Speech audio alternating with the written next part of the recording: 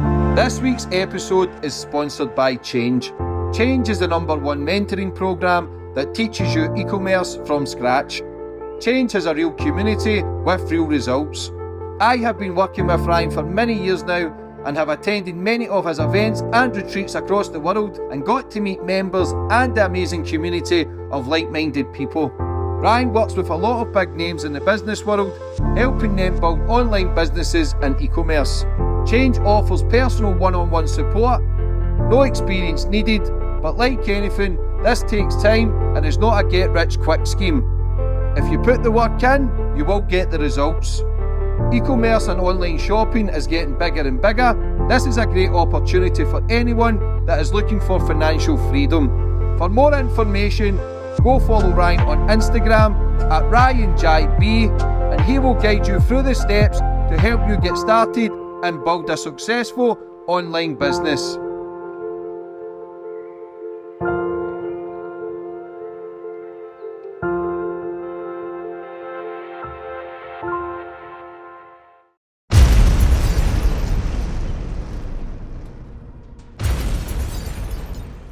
You can now follow me on all my social media platforms to find out who my latest guest will be.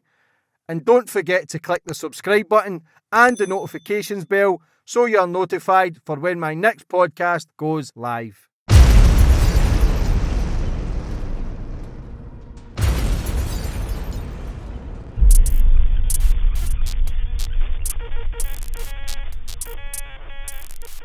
And boom, we're on. And today's guest, we've got Bonnie Blue. Bonnie, how are we? I'm good. How are you?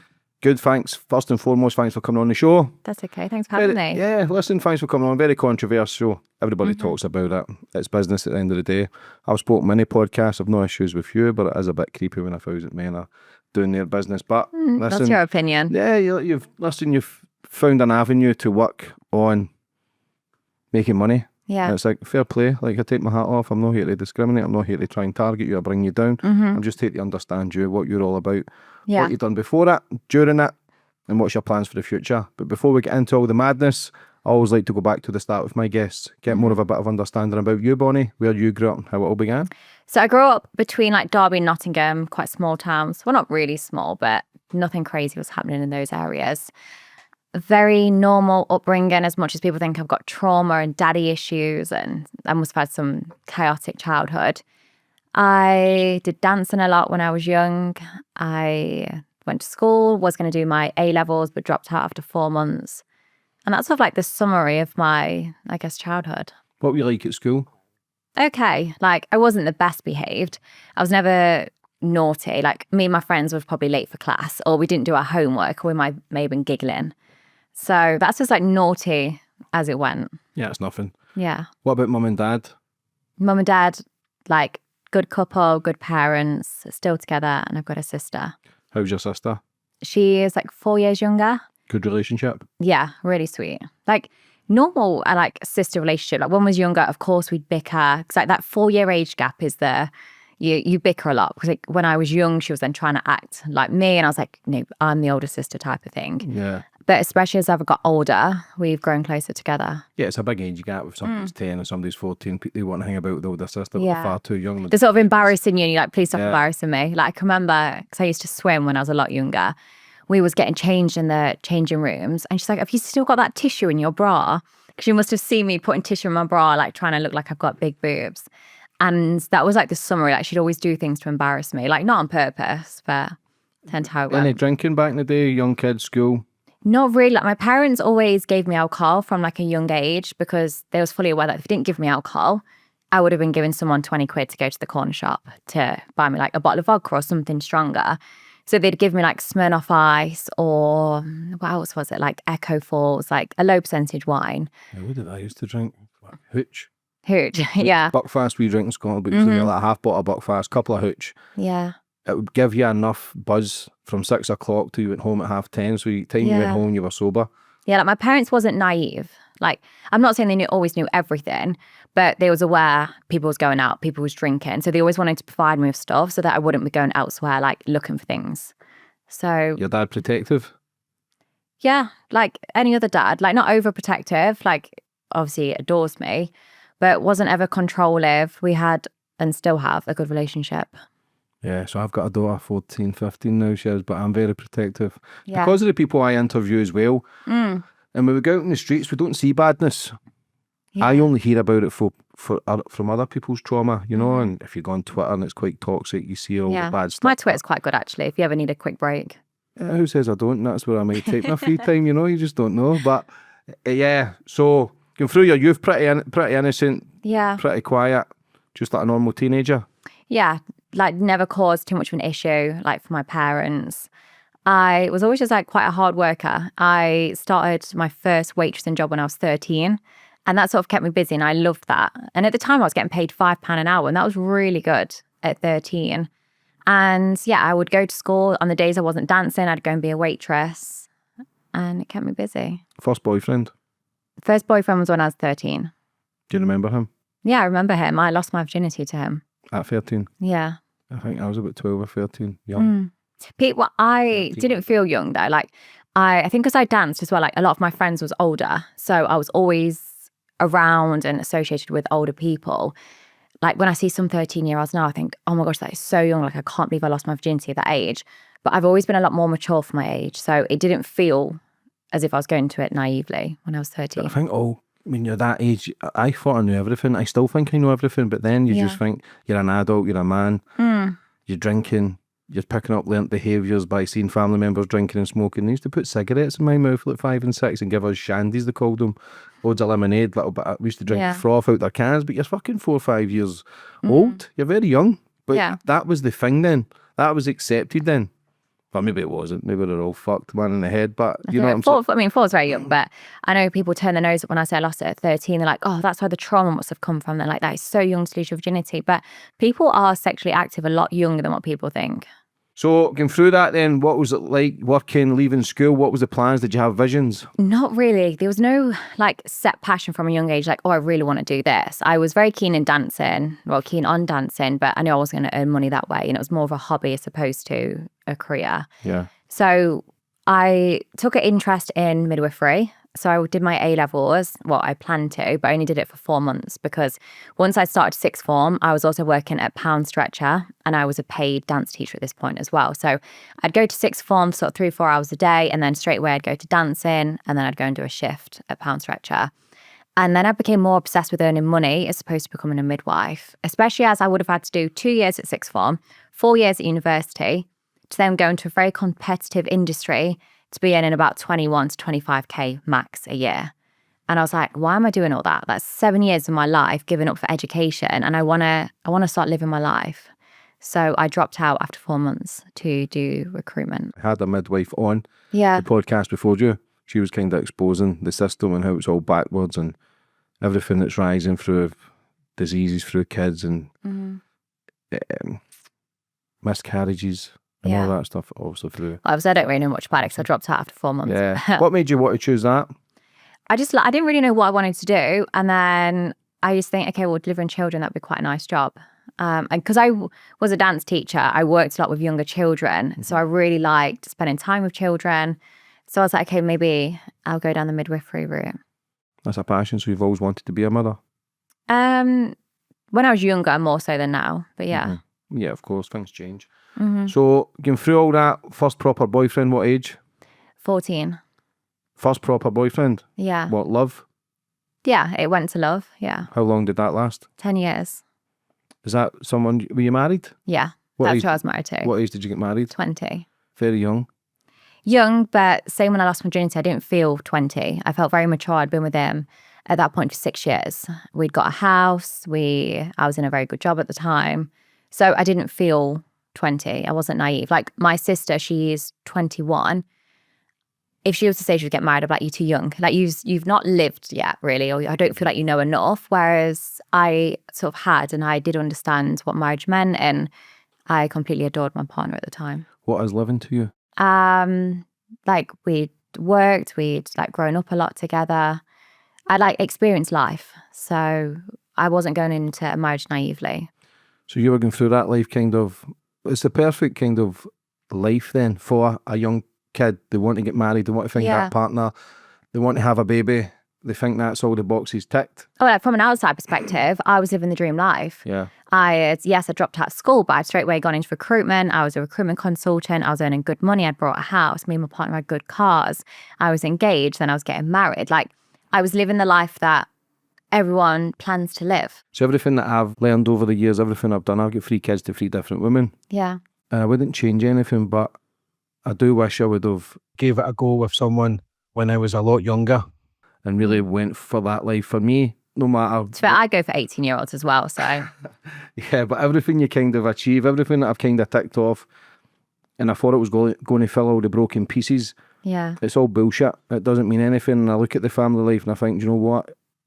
That's what it's about for me. I believe women become their true version of themselves and takes them to the source when they become a mum. I believe that. A lot of people might not agree with it, but... Yeah, I mean, I definitely disagree with that, but I can understand why some people believe but that. I just look at the confusion in the world and I think society, we're all kind of lost, including myself. We're all fucked up. Yeah. I'm not here to judge anybody because we're all fucked up. We're all trying to wing it. Nobody knows what's going on.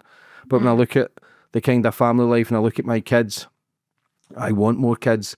I just feel as if for a man, I enjoy seeing other people happy. Yeah. I'm not happy, which is fucking mad, but... Could you not do anything to change that? I just happy. I was in Dubai there with my kids and I seen them happy, seen my mum happy, I'm happy. Like little bursts of happiness. Not a lot. Like your 5 minutes, you go, yeah, but then you're straight thinking, how do I get my next hustle? How do I keep moving through the gears? How do I keep rising? Do you not think that if you keep chasing more and more, like that's why you're not happy? If you just to appreciate what you've got now, then maybe you'd look at how happy your life actually is. Can't. Why? Because we always want more. But you don't have to need more. We don't. But I think it's ingrained, and especially in man, is always chasing something. I think it's important to always chase, and it's attractive when a guy is chasing more, but it's also attractive when a guy or a woman appreciates what they've got, and you can look at it and be happy.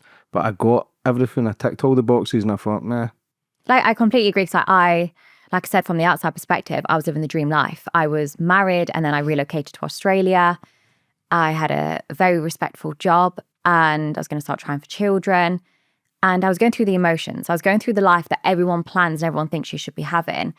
But I was like, I'm not happy. I've sort of got everything, but I don't want this. Like, there's so much more to life than what I'm currently living. So that's why I completely stepped out of the marriage and the lifestyle I used to live. Did you think that partner was for life? Oh, 100%, yeah. And you tried for a kid? I tried, yeah. When you couldn't have one? No. Was that through you or him? Me. Did you get a test? Yeah. Do you think that's when everything kind of think, fuck it? No, because definitely the life not. that you had planned never worked out? Did you feel like a failure? Did you feel sad? Or did you No, like, obviously it's never nice when a woman can't get pregnant. It's never a nice feeling. But it just meant, okay, I'm going to start saving for IVF. It's not impossible for me to get pregnant. I just need to go through IVF. Because obviously if you want to be a midwife, it's clearly someone who loves kids. Trying for kids and not having it happen, you're thinking, fuck, like, that's hard in itself. I've had girlfriends who've had miscarriages. I don't show the emotion, but there's times I used to drive in the car and just cry myself, you know, because you think, oh, fucking hell. Like men, especially, because women half the time are shit. Like, you go to show emotion, suddenly they turn it and it's all back on themselves again, because women like to make sure everything is about them. But men should be able to show emotion. Women should be a lot more supportive. Yeah, of course we should be supportive. Men and women need each other. And I spoke about this earlier, the reason men are becoming softer, women are becoming more boss-like. It's not that women want to be boss-like, it's just there's no leaders anymore, you know? I don't know, I feel like women like to try and be in charge, but then if you said, okay, you go and get a better paid job and you start managing things, they'll be the first ones to sit down and cry. Yeah, but the whole world's fucked, isn't it? But men and women need each other, there's too much conflict. Yeah. And everybody's different. But you could also have the same sex. Yeah. What about... So you went through that then, the marriage life, trying for a baby. Yeah. How hard was it for you when you couldn't have a baby? Yeah, it was upsetting, for sure. But once I knew I could get pregnant through IVF, 'cause some women, unfortunately, even if they was offered IVF, they can't get pregnant, I would be able to carry through IVF. So it was more just like, okay, I'm going to save up for that. So how did the relationship break down? Was it because of the pregnancy? No, we just grew apart. We'd been together from the age of 14. We realised, especially once we relocated to Australia, that our lives and our hobbies and interests no longer aligned. When I was in the UK, it was very much, okay, we go to work, we come back, we watch a movie, we get up again, go to work. And we were so routine that we was happy when we was in that routine. The weekends, I'd go and watch him play rugby. He'd go out. Sunday, we'd probably take the dog out and just chill out around the house. we'd go on holiday once a year and we was sort of happy and content with that life. But I knew I could be happy. I was probably like 60% at my happiest. Then when we relocated to Australia, I realised I loved like snorkeling, skydiving, going on the boat, doing all the outdoorsy activities.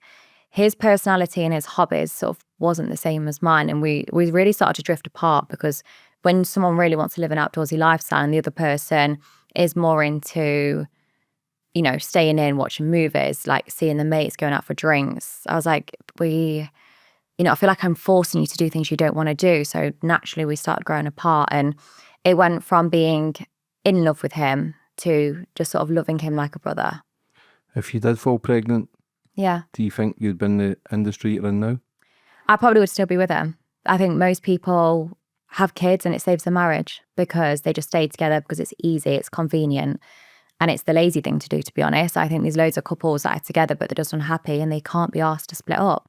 I probably should have split with my partner 2 years before I did, but I became comfortable. Like, he was normality to me. Did you trust him? Yeah, I trusted him, and I still trust him now. Still friends? Still friends. Don't worry, we still have arguments now. Like, it's no matter what, when you break up on a good term, it's still difficult because when I look at him, he's still someone I thought I was going to have children with, someone I was going to grow old with. So no matter what, there's always going to be some hurt there that we're not together and it didn't work, but neither of us are to blame. What does he think about the stuff that you do now? He's really proud. He honestly is like my #1 fan. Is he shocked though? Or did they always think, do you know what, you've always had that in you, you fucking nutcase? He always said, I know you're going to be successful in life. He's like, there's something about you. So when I started this, he sort of just knew I was going to be successful. So he's probably the least shocked one out of everyone. And it's not because I used to do crazy gangbangs and all that other stuff. It's more just he knows how I am. He knows how passionate. If I decide to be passionate about something, I'll be the most passionate person in the room. Were you already experimental before? No. In that relationship, or were you just a kind of... No, me and him had a very just... sort of black and white relationship, typical sex life, nothing crazy, never had a threesome, never slept with a girl, kissed a girl or anything. Was that a simpler time back then? I mean, in some ways, yeah. I mean, everyone looked at me and was like, oh, you're doing amazing in life. Like, I'm so proud of you. And, you know, there was zero judgment. To everyone, I lived the perfect life. And I could have stayed that. If I gave a shit about people's opinions, I'd still be in that life now. Whereas it really hit me when I'd had 2 years off in Australia. We'd sort of got burnt through savings. And my family and friends said to me, you've just lived the best 2 years of your life. And I was like, fuck. That, yes, it was good 2 years, but is that it? Is that the best 2 years of my life? Is it now children, work? Then you've got to keep chasing progressions, you know, career paths. I was like, I don't want that to be the best 2 years of my life. I want to live a life that each day I'm excited for and I'm passionate about. So that was the switch. And then what?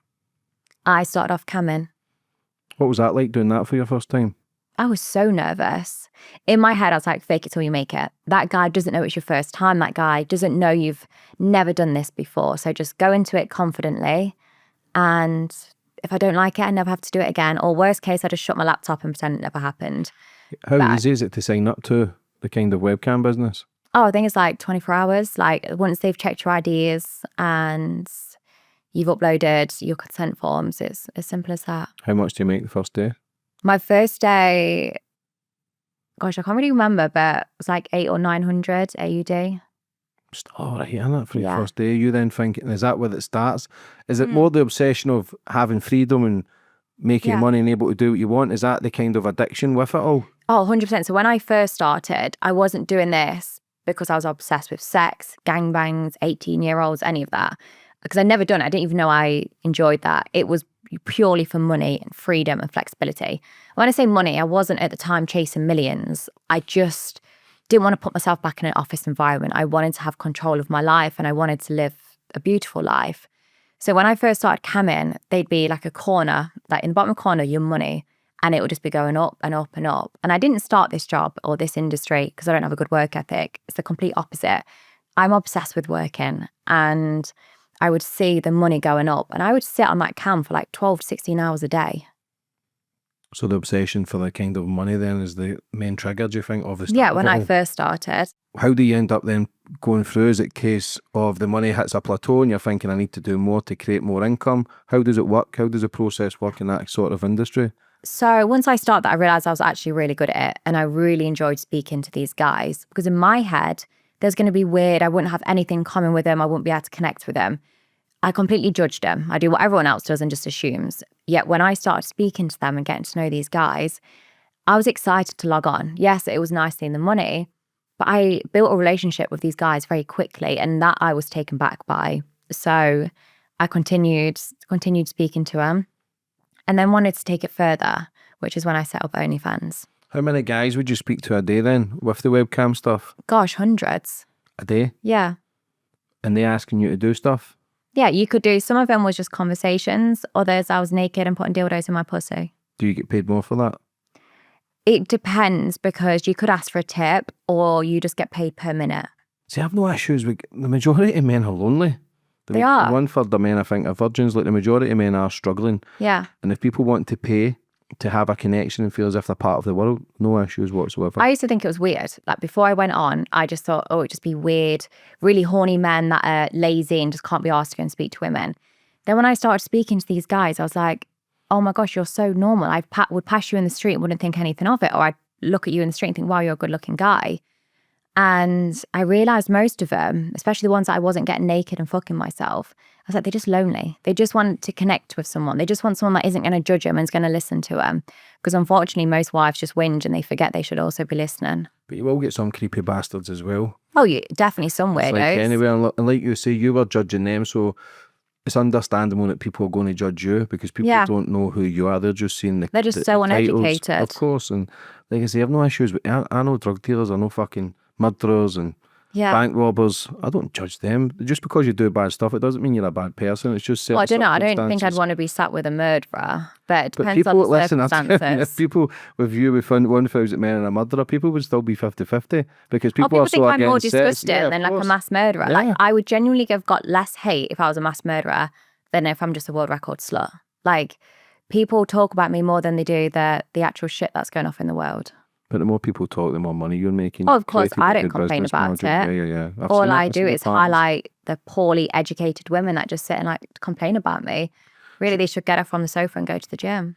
But for the webcam business, so you've just seen, okay, this is working. Yeah. What was the family saying about it then? Did people know, or was it a secret? When I first started coming, no, they didn't know about it because there was no social media. There was, unless my family was going to happen to log on to the adult site I was on and be speaking to me as a camera, they wouldn't have known. So, yeah, they didn't know and it was a secret at the time. How were you feeling about it? Did you feel dirty or did you feel alive? Or how did it? I how was were you so feeling? excited because I finally found something I enjoy doing. So I used to do recruitment, just thought, okay, this is what I've got to do. I enjoyed it to a certain degree, but I never loved it. Whereas I honestly loved this from day one. So I was excited and just happy with where this was going to go. And I realized I could make like 1,000 a day. And I was like, this can really change my life. This can give me freedom. I can live a life I've always dreamed of, but never thought was possible for me. So I was really proud of myself. And what was it like speaking to your mum and dad when you first told them? How was that? A video got leaked to my parents. So when I started OnlyFans, a video got sent to them. I avoided him for a week. I was like, I was living in Australia, so it was quite easy to avoid him. Do you think it was easier to do it in Australia because you weren't in the UK? 100%, because I'd moved away from that circle. I'd moved away from the tiny town. You'd go to your local supermarket, you'd bump into everyone from high school and everything else. Like when you take yourself out of that scenario, you realize how much you don't give a shit, how much you don't care, and how much of a small world people make it seem. And really, you can relocate, you can do whatever you want. It doesn't matter. You're not ever tied down to something because of someone else's opinion. So me moving to Australia gave me the confidence to be able to do what I did. I avoided my parents' calls for a week because I knew no matter what they was going to say, I was still going to do it. And I just wanted them to cool off because they was shocked. They was concerned. They thought maybe I was forced into it. Maybe I was having money issues. They couldn't understand because from their point of view, I never expressed that I was unhappy.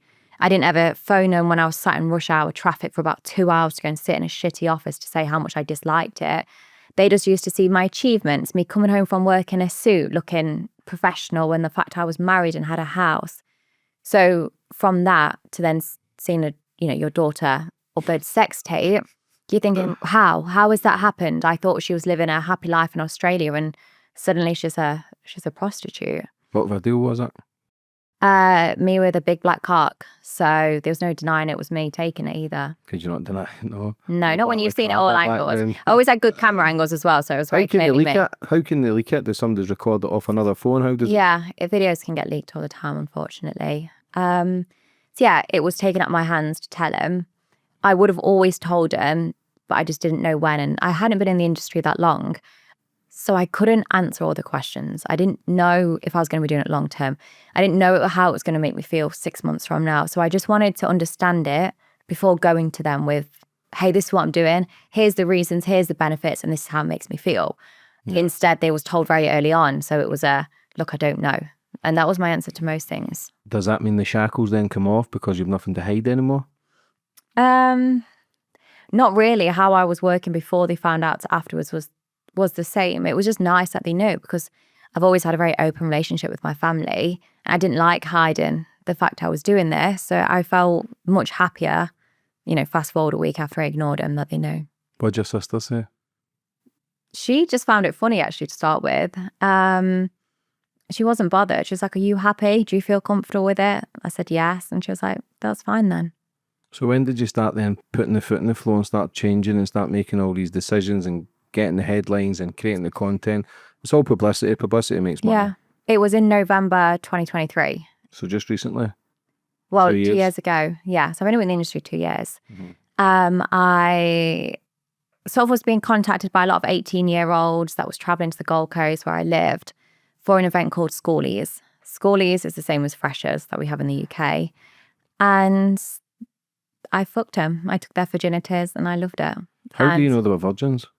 Obviously not all of them was virgins, but a lot of them would reach out and say, hey, look, I'm really nervous to lose my virginity. Like, can I lose it to you? Can you teach me in the bedroom? And that's where it all sort of stemmed from. The papers thought it was disgusting. They thought I was a predator. I was a groomer. I was taking barely legals, and they was shocked by it. And that turned me on even more. The fact that so many people thought it was disgusting, I was like, this is just getting me wetter, and I want to do it more. But you were only 21 as well, or 22? How old? 24 when I started. So they were 18? Mm-hmm. Do you check their IDs? Oh, of course, yeah. Did they all wear masks? Hit and miss. So some of them wanted to, some of them didn't. So they'd have to do a breathalyzer test, they'd have to bring their ID, I'd have to take a photo, and they'd have to fill in a consent form. And then I'd give them the option to either show their face or wear a mask or just film it POV. And how many people was that? Only 33 when I did Freshers in November. Amateur. Rookie numbers. I know. Shit. Little did I know what was going to come. Because I was so hesitant as well. Like, I didn't know if my subscribers at the time that was older was going to enjoy it. I didn't know how they'd feel, but they loved it. And I realised it's because no one was making realistic, raw content. Content where sometimes the guy doesn't get hard. Sometimes the guy finishes after 9 seconds. Other times he's going for an hour and a half and he's still not able to finish. And I realised how many people love that and how relatable that is, whether you're 18 or 80. Everyone's got a different sex life, and me fucking people that are not experienced offered people a video they could watch and go, that's so relatable. Oh, I look like that. My body looks like that. Because when I'm fucking porn stars, a lot of the time they're going to the gym. They might be on steroids. They're injecting their dick. They're taking Viagra. That is very different to what a normal person's sex life looks like. Yeah, but how long did that last? Did you plan it then? Is it like you plan it now, or was it just so? It was more, the day one schoolie start, I sort of put out a message, say, hey, I'd love to take virginities. I would love to sleep with schoolies. It hit the press that night, and then that week I'd slept with 33 people. So it was sort of planned, but it wasn't pre-planned. Like, I wasn't necessarily organised for it. I didn't know I was going to do it. What kickstarted it was how much bad press it got, because it blew my social media up a lot. My OnlyFans was doing better than ever. And the guys I was sleeping with were so excited. You know, prior to that, it was just OnlyFans collaborations, which is organised, it's pre-planned, you've got a storyline, and it's a little bit repetitive.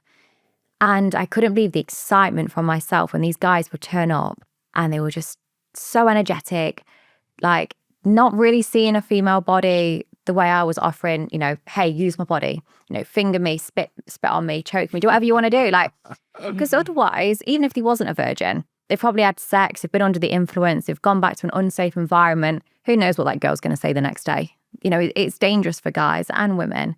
So I'm offering my body up free of charge. Do whatever you want. Destroy me. Did you see then the rise in business? Did you see that the more money, is that what you then think? Because you've now set the standard. Because back in the day, you used to have page 3, a set of tits, and they were called sluts. Playboy, naked, slut, sex, moustache, come in, can I fix your washing machine, 70s porn, slags. But you've just totally fucking took it from having a wank to then 33 men, 1,000 men.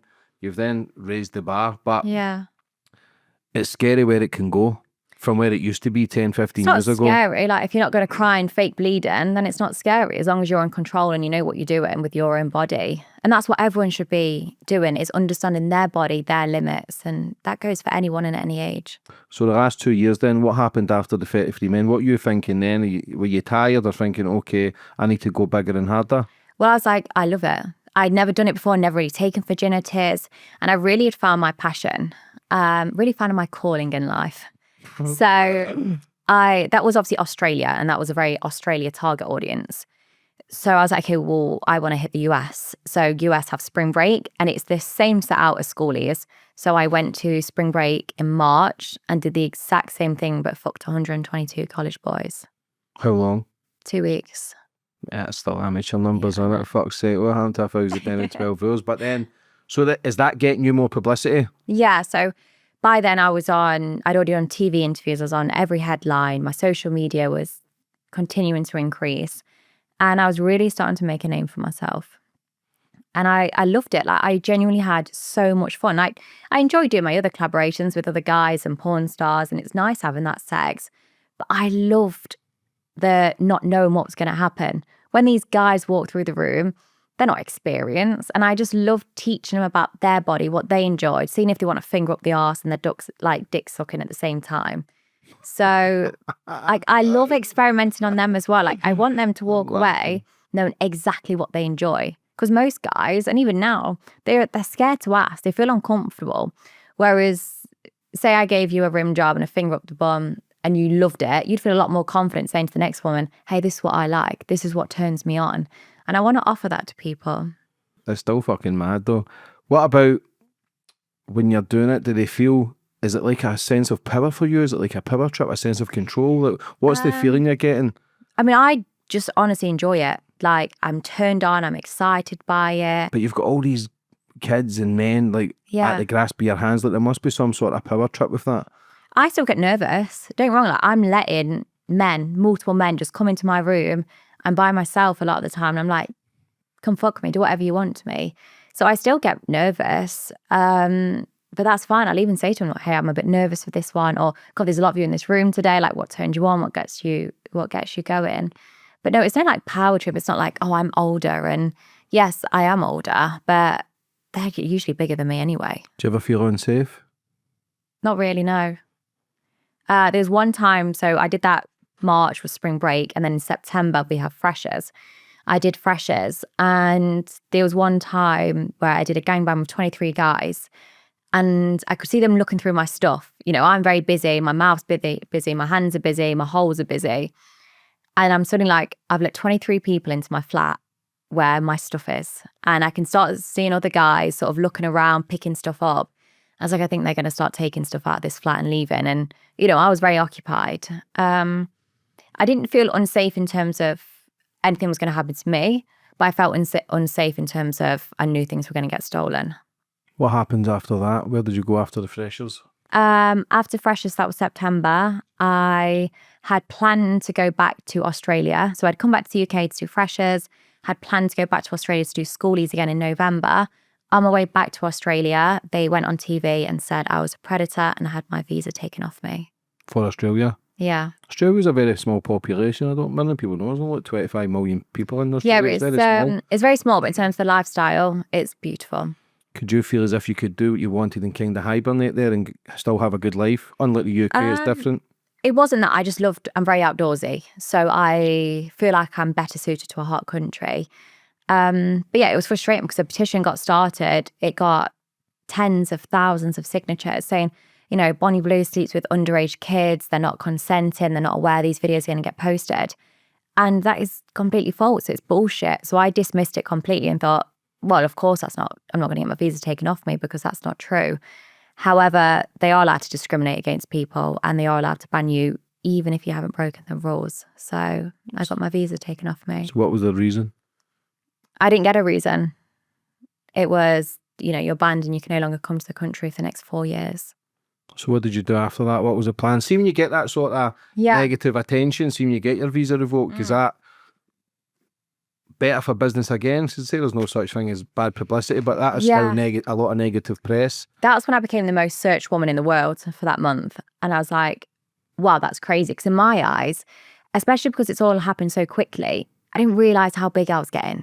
So when we looked at the stats and I was the most searched woman in the world, I was like, that's crazy. I'm just this girl from Derby that's become a slut. Like, how am I now so highly searched? At the time, I wouldn't have necessarily said it was bad publicity still. It was more of a wake-up call to me to say how much sex workers are still discriminated against, especially myself. So instead of going to Australia, I then went to Fiji because half of the schoolies go to Fiji. One half goes to Australia, the other half goes to Fiji. So I continued making TikToks saying, hey, parents, you think you've stopped me, but I'm still going to drain your son next week. I'm still going to be attending schoolies. And so many people was like confused and frustrated. They're like, is she stupid? Like, she's banned. I went to Fiji and I got banned. I got escorted out of the country. From Fiji? Yeah. Fiji is supposed to be beautiful as well. I don't know. It was quite smelly, to be honest. You're just saying that because you got your ass kicked out? No, I said that straight away. Like the separate islands, nice. Mainland, shithole. New Zealand as well, supposed to be stunning. Oh, New Zealand's beautiful. I've never been, but I've seen it on TikTok. So you started getting banned, most searched women on the planet. What's that feeling like? Do you feel as if you're accomplishing something? Do you feel as if... To be just frustrated because I got banned from Fiji and when I asked for the reason, they didn't even want to speak. They just handed me my papers to say I was permanently banned. I was like, this is just pathetic. I'm done nothing wrong. I'm sleeping with consenting adults. There's much worse things like rape, murders, and all the other shit that goes off in these dodgy countries. And I'm being highlighted for consensual sex. Say you had your kids and your husband and you had that life and you seen a girl kind of going through that schooling, sleeping with the young boys. Do you think your mindset would be different towards what you're doing? I'd have been jealous for sure. I'd have been like, she's doing what she wants. She's living a life that she's creating for herself. She's not taking guidance from anyone. She clearly doesn't care what other people think. So genuinely, I would have been like, hats off. Because, and that's the same that... You genuinely think that though? 100% because... That's that easier to think that way because the life you could have had? No, it's truthful. If I wanted kids, I could have gone through IVF and I could have stayed with my husband. Everything I've done has been my decision. And that's how it will always be. So what happened after Fiji? I went back to the UK and so this was like November, December at this point. I did a gangbang of like 75 people in December and I've never been more turned on. I was like, I love this. I've had so much fun. I want to do it and I want to do it much bigger. So then I did the 1,000 in January. And how was the 75? How long did that last? That one we did about 4 hours. So there wasn't a time limit. It was just, it was meant to just be a bukkake. It was meant to be just me sucking dick. And I was like, I want him inside of me. Like, if I've got a whole space like available, like, why am I not being bent over? I can suck, wank and fuck at the same time. So that ended up getting changed into a gangbang. And I loved it. Like, I'd never been covered in so much cum, fluid, spit, slapped as much as I had in those hours. And I was like, I want to do it again. And I'd already sort of started mentioning that I wanted to do the world record back in March 2024. But I knew the logistics of it was going to be difficult. I knew it was going to be hard. Like, you need a big name to have 1,000 people turn up for you. So it was always in the back of my mind. It was more of I need to make sure I do this at the right time so it's successful. How do you get the 75? Do you just put a call out on your OnlyFans? How does it work? That one was through like a website. So that one was, I'd mentioned, I think on like Twitter to say, hey, this is where I'm going to be, sign up.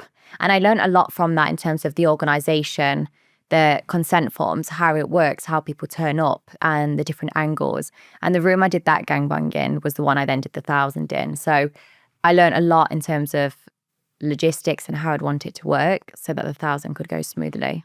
Because the porn industry is probably the cleanest place you can actually have sex. A lot of people don't really know. Like, I'm friends with many porn stars, female and male, because they've been on the podcast. They're fucked up just the same as me. But you'll tend to see, in fact, every one of them was either bullied or abused when they were younger. So it's mad to hear your story, having a good kind of upbringing, boyfriend, married, trying for kids, to then going the total opposite. I think because people can't understand why I do it. I say I love it, it turns me on, gets me wet, I have multiple orgasms a day. But they're like, something must be wrong with you. You're fucked in the head. You must have trauma. And people like to make stories up because they can't face the fact I'm an independent woman, I earn good money and I live a beautiful life. They're so jealous and bitter that they make up rape stories. The amount of TikToks I've seen where they're like, oh, Bonnie Blue got raped when she was younger. Oh, her granddad assaulted her. Oh, her dad did this. And I'm like, you're just making that up. Like, you're the sick one. Looking at, they upload photos of me from when I'm 10, 11 years old and they make up rape stories. I'm like, genuinely, you're the fucked up one, not me. Do these guys ever get tested? Because in the porn industry, you're tested all the time. But the guys you're sleeping with, do they ever get tested in case the condom bursts? Because the difficult thing about it, and what I find it very creepy, is if a lot of these men are unknown, you don't know if they're kind of paedophiles, rapists, you know? I mean, I think, like, I've always said I do a lot for society. And if they are rapists, obviously that's disgusting and terrible. But I'm offering my body. I prefer them to come to me that day than do something to a girl that's not consented to it. Regardless if they're a rapist or not, that day, they fucked me. They're not a rapist. I've consented to it. So I'd prefer to open up my body to save someone else. Have you ever made any funny noises or anything? Has anybody ever come in and you thought, nah, he's a creepy bastard? Not really. No, like, I mean, I always forget sometimes who's hanging out the back of me. But no, like, I've never thought, you're weird. Like, these different smells or different dicks or obviously different sizes, different body shapes. But I'm never like, you're creepy, you're weird. Like, honestly, every time I'm amazed at how nice the people are. Like, if I was to walk down the street now, I'd pass more unpleasant people to spend time with, like weirdos, disgusting people, people that are rude and disrespectful. The 1,000 people that are in my queue, so nice, so sweet, so respectful. I'd want them to be more disrespectful, to be honest. I have to remind them all the time, like, make a mess of me, like, spit on me, slap me. See, when you say you get turned on, like, see when you were having sex with your partner, your husband back in the day, is it a totally different turn on, or is it a turn on of making more money, creating the content, getting the attention? What sort of feeling is it? Like, when I used to have sex with my partner, it was more, I guess, quite basic sex. Normal sex is what people would class. And I was still turned on by it. Like, I still get turned on at the thought of fucking certain people in a certain way and just like a one-on-one experience. But like, it doesn't mean I only get turned on by gangbangs. Yeah, but you get turned on of the, like I say, the power and the attention it's getting, and you know it's going to make more money. Does that come into play, or is it just like? No, like, I'd happily let you fuck me like a Duracell battery, and I'd be turned on by it. But how, when you've got so many different people, how can you get turned on with, like, what are they like? Are they excited? Are they moving fast? Do they come straight away? Like, what's? Oh, it really depends. Some of them are so nervous. Even with a condom on? Yeah, like, they're obviously nervous. They're sometimes intimidated by it. There's so many men around them. Some people come really quickly. Some people can't come. Some people can't get hard. Some people need to, you know, stand back and watch other people fuck me whilst they get ready. Everyone's different, and each one of them scenarios is completely normal. Like, no one should be judged. If you can't last longer than 10 seconds, like, that's also okay. Like, I hate the fact... Thank you. You're more 5 seconds, I'm but 5 seconds, 10, 1 inch, but I'll take it. That's good on you. What about the kid whose mum showed up? Oh, Joseph. Yeah, bless. I mean, obviously I didn't invite her, but I'm always so happy for parents to come up. Like, I love family reunions. Usually I prefer if, like, son's inside of me and so is their dad, but that one was a little bit different. The mum turned up. Yeah. Was that real? Yeah, honestly, I wish I thought of that. Because it was very fun, very entertaining. But no, he brought his mum along. I took his virginity. I don't think, well, I know his mum didn't understand what was going off. She wasn't aware that it was a big sex event. She definitely didn't know I was about to fuck 1,000 people. But he queued up, and then afterwards his mum made sure he got his coat, and off he went. Who had the world record before you? A woman called Lisa Sparks. American? I don't know, but a bit weird looking though. And what was her record? 919. Why did she not push for the 1,000? Well, she came forward afterwards and said she didn't even do 919. So anybody can say it's a world record. Did you have anybody there signing it off? I obviously had people counting every time they was coming in, how many people was there. Obviously, we had consent forms, so I was aware of the numbers. But there's no official world record. There's no Guinness World Record book. As much as I wish there was, it'd be quite nice being put in the book. But then again, my page would probably get stuck together quite quickly. Is there anybody in the Guinness World Record? Not for fucking, no. Is that not that allowed? No. Should we start, Ray? It started fucking. Okay. Yeah, I'll video it. What, shortest video? Yeah, 10 seconds. See when how does it planned for the most over 1,000 men? How is that day planned? What's the preparation kind of behind that? The preparation prior was a lot of TikToks, a lot of social media to say, hey boys, this is where I'm going to be. Here's the address. And the rest was just praying. I've never been so nervous. And it wasn't because I was about to be fucked for 12 hours. I didn't think people was going to turn up. I always underestimate, I guess, the power I have and the reach I have, because I'm always like, what if people don't turn up? What if they don't show up? Like, what if I've got more staff there than I have to enter me? So I didn't really think about the fact I was about to be fucked. I was more concerned about the numbers. But the preparation was just social media, getting the message out so people knew what was going to happen. And then on the day, it was making sure we had loads of consent forms, condoms, blue ski masks, water, snacks. We understood the layout that when they walked in, which room they had to go in to have their ID scanned, then where they went to fill in the consent forms. And then we had a waiting room, well, a basement, that they could start waiting in before starting their queue. So it was a lot of planning and organisation. How much do you have to spend on a day like that for ski masks? Ski masks aren't cheap. Yeah, Condoms they aren't sold cheap. out the other day. God, they're running low on blue ski masks. I don't know, I guess the day in general, like 100,000. You have to spend 100k. Well, by the time you've done security, staff, the venue, everyone that's there, the things you need in terms of condoms, lubes, ski masks, it all adds up. How much lube do you use? To be fair, not a lot. I tried using lube probably about 8 hours in, but I didn't really like it because then I like to suck them off and I don't want to be tasting lube. I want to taste their cock. So I didn't really use lube. So what was the plan? How many seconds does each person get? Each guy got between 30 to 40 seconds. Did everybody finish? No, so they only had 30 to 40 seconds down there, but they could use my hands, my mouth, they could stand and watch. So they were still involved. It wasn't just like one person at a time. There was a duration of a certain amount of hours. We just did one person, one after the other, so that my arms and mouth could have a quick break. But I wanted to make sure they still got longer than 40 seconds. I didn't want to just say, hey, I know you've just queued for 10 hours. Here's 40 seconds, now fuck off. Because I'm also so grateful that they're there in the first place. I'm so grateful they spent time waiting and come out their day to meet me. So I wanted to offer them more time. I mean, I wish I could offer them unlimited time, but... There's no way, though, you could enjoy that for 8 hours. It's like me going on a running machine. I'll go for 30 minutes. I'll let you be number 1058 and you can feel how wet my pussy is. But it's hard. If I'm on a running machine, yeah, I'll say that I'll try and run for an extra 5 minutes. That you must, obviously you're being fucked, no pun intended, but you must have been fucked. Yeah. Tired, drained. Honestly, I thought I was. I had caffeine tablets ready, energy drinks ready, and I was okay. And I think it's because I had so much adrenaline. I was so excited for the day, and then I was getting more and more turned on every time there was new people coming in, and I was getting to meet people that had been waiting.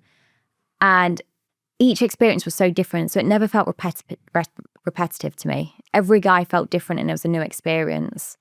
So I genuinely didn't get tired. Even that night, I got home maybe at 3, 4 a.m. and I couldn't sleep. I was so excited and proud of myself that I just wanted to sit and watch the content. I wanted to look what had been posted online and speak to people on, how the experience was. I don't mean any disrespect to it, but do you ever get psychiatric reports or to check the mindset and how you see the world and what you enjoy? Listen, I used to sit in house parties and snort fucking cocaine for days on end and gamble all my fucking...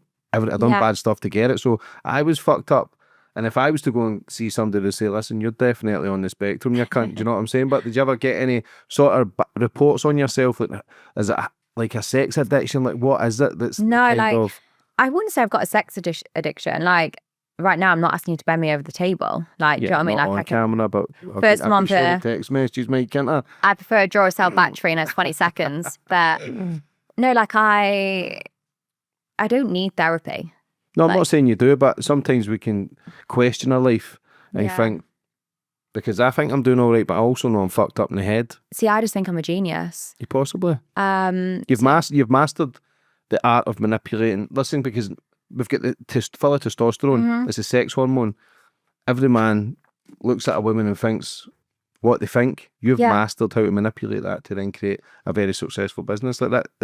You've got to applaud that, no matter what way you look at you, no matter what way you look at it. You've mastered the art of attention and creating more attention and creating more money. Even your OnlyFans got took away, but no doubt you'll even take things Fucking even Matrix. bigger. Yeah, it's bullshit. But so after that, then what's the feeling mentally? I'm trying to understand how you feel. You said you were buzzing, but is that more? I thought I was going to be like pushing frozen peas up there. I thought I was going to be swollen, and I didn't know how I was going to feel. I thought I was going to be in pain, to be honest, but I didn't. And I went into that day knowing at any point I want to stop, I will. Any point I feel mentally I can't handle this, I will.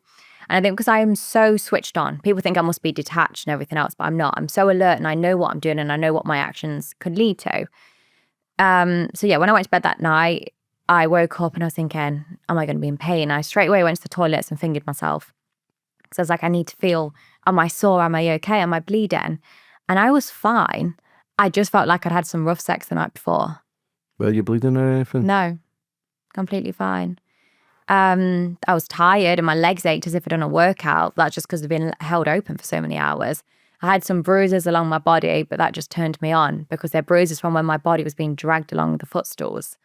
So there was no damage at all. Are you in a bed? It was like, imagine poofs, like footstool poofs type of things. Like beanbags? No. Do you want me to show you quickly? I'll show you a little clip. Yeah, so I can put So it you up can when you picture talk it. about it, yeah. So why that? Why use the black leather? It was already there. Was that easy to clean? I mean, yeah, I did clean it off a lot. And every one of them's got blue masks on? Some of them didn't, but as a whole. So why the black then? Does that not stick to the back, the leather? Well, I love to see the cum. So imagine cum on a white, you're not going to see it as much. Cum on a black leather, like sofa footstool, like they show me where I need to clean. So what happened? Oh, sorry, it's still Fucking playing. hell. So what happens everybody puts their head down? Do you feel as if when like people get embarrassed, like men, see when you talk about it, like men are all perverts when they're with each other's men. Like men, when talking, it's all this and fucking fucked her and done this. It's like in between us when he's saying I've done this and done that. But when you actually have the conversation, like men do you see them get kind of shy with it? Yeah, 100%. Like you go from, oh yeah, I'm gonna fucking destroy, I'm gonna do this. Oh lads, you watch me, I'm gonna like, I'm gonna give her one. And then they come to it and they're like, oh, they're a bit shy, they can't get hard and they're nervous, and that's completely normal. Like loads of lads talk the talk. And then when it comes to performing, it's very different. And I never judge anyone. I'm the least judgmental person you'll probably come across. One, because I don't give a shit. Like, I'm really not bothered. But also, I give people such an open space. I don't care if you're fat, you're skinny, you've got a small dick, big dick, whatever. I just want people to feel comfortable and confident. And I think that's why so many people feel okay to come to me. Because I could see some guys, like, you know, that, especially ones that had a smaller dick, feeling insecure to start with, or they'd be sort of trying to face away, or they sort of wouldn't want me to look at them, they'd want me just to bend over and they'd put it in. But then when they could say, you know what, I didn't react. I didn't care they had a smaller dick. It didn't make me treat them any different to the ones that had big dicks. But it's a good selling point if you accept everybody, because everybody will want to come to you then. So it's. But I do though in general. No, I get that, but it's still a good selling point for people, all shapes and sizes, all colours, 1 minute to an hour. They'll feel as if, okay, she accepts me, she likes me for who I am. I just want, as cringy as it sounds, just people to be happy. Like, I don't care what people get up to, as long as it's above board. Like, I just hate it when people complain about their life and do fuck all about it, especially women. They'll sit on the sofa, whinge, moan. And then they have looked at themselves and I've said, hey, what have you done to change your life? What have you done to stop that moaning because you're doing it on repeat? Nothing. They want everyone else to change it. And I just want people to be happy, and if that means coming to fuck me and use me as your slut, please do. What was the media attention like from that? Because that was massive. Yeah, I mean, there's a lot of bad press for sure. But do you ever have good press? Not really, not when you're a sex worker. But you know, is that what you call yourself, a sex worker? Slut, slag, prostitute, whore. I wouldn't go that far because, like I say, I've got people in the industry and I love them to bits. You know, I'm not offended by them words. My friend who's a bare knuckle fighter. Yeah. Gay porn star. I always question him, you must be fucking gay if you're sucking dick. You can't, but it's just the money that he's getting. He says he's just doing it for gay money, for but pay. I still can't, I still don't get it. Yeah. I would never say that to his face because he's I a don't get a Bernacle. He's a face to Bernacle. face. He's a Bernacle. You'll get like a wet puddle sign if you keep calling me a whore. Such a great guy, and I couldn't understand that. Like I've had him on a pot, and I couldn't understand it. And he obviously gets slaughtered in the comments, but love him to bits, man. Good guy, and that he's got kids, and it just is what he's just kind of bought into that industry. So, like I say, I'm not here to put anybody down or call you slut or hoes because it's. I'm not bothered by it. Like I'm not. Fucking have threesomes and gangbangs and not getting paid and not making. You can only get offended by something that if you give it power to. If you call me something and I've let it offend me, that's really on me. Like I'm letting you say something and I'm being offended by it. Whereas if I can completely take that away from you. If you call me a slut and I don't care about it, I can't be offended. Okay. And what about the media attention then? All negative, but was business good? Business amazing. I more felt sorry because all the papers were like, these men are disgusting. Even like celebrities and people were speaking on behalf of these guys saying they're vile, they're weird and they're desperate. And I'm like, have you ever spoken to any of them? Have you ever spent 5 minutes out of your day to go and ask them a question? Turn up to my queue, you ask them, you meet them, and they don't because they're just fucking lazy and they like to talk shit. And I get it gets some views. It makes them relevant again because prior to that, they're nobodies. Who's speaking about you? Just about everybody. What celebrities? To be honest, I don't really remember their names, but like there's been comedians, there's been loads of people. You said Russell Brand? Oh yeah, Russell Brand. Was he fighting? He was a sex addict as well. Yeah. And an addict. I think it's just about everything addict. Is he talking shit as a positive? Oh, of course, yeah. He wants me to find God. But I couldn't give a shit. I mean, I've been looking for a long time. I was trying to find God. So yeah, like everyone just talks, but they never spend time to actually listen to what I say. I'm saying, hey, look, I meet these people. I spend hours and hours and hours a day speaking to them. They're not weird. They're not disgusting. A lot of them are lonely. A lot of them, their wives aren't pleasuring them.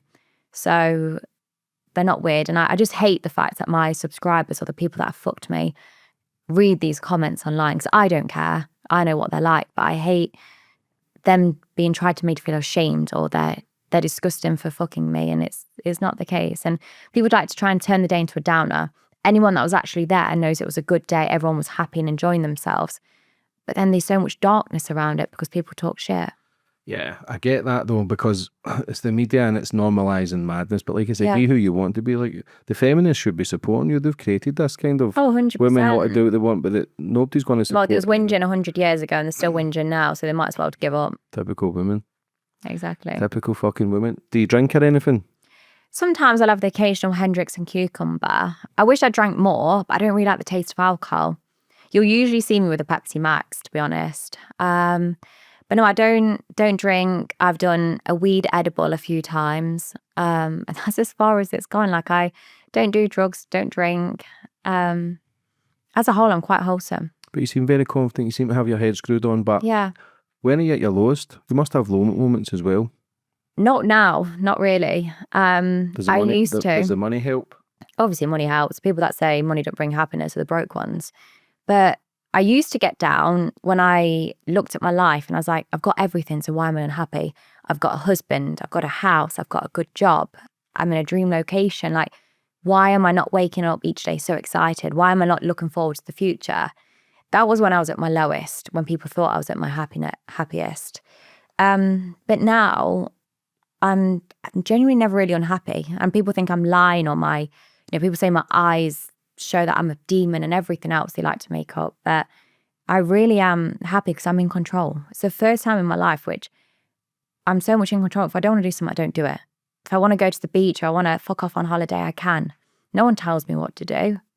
I mean, in the bedroom, you can tell me what to do. God, I'll listen and I'll be turned on by it. But aside from that, I do exactly what I want to do when I want to. And I live the most beautiful life I could have imagined. Have you had any relationships over the last couple of years? Not the last couple of years, no. Do you find it harder to now get a relationship because of the lengths that you've went? I think it's definitely going to be harder. I don't think it'll be impossible. You've definitely put a limit on it though. Do you think you've got to kind of meet somebody who's in that industry to accept it? Maybe. Be honest.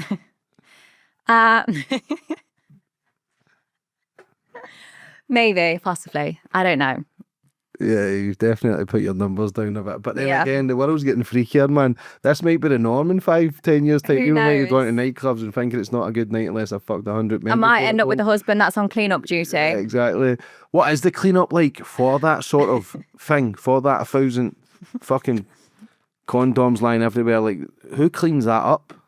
We actually sent like not murder people, like the Crime scene? crime scene people to go and clean it up. Because obviously there's so much DNA left over. We wanted to make sure we did a proper clean up. There was thousands of condoms because each guy probably wore 2 condoms because sometimes they get the condom ready and then they're still queuing up for a bit longer than what they thought. So then they've gone soft and it's come off. Like the floor became an ice ring. Like you see some guys running in and slipping over because it became so slippy from spit, fluids, cum, condoms. And condoms are quite slippery anyway. So yeah, the whole thing became very, very slippery. Do you ever get worried at the bust?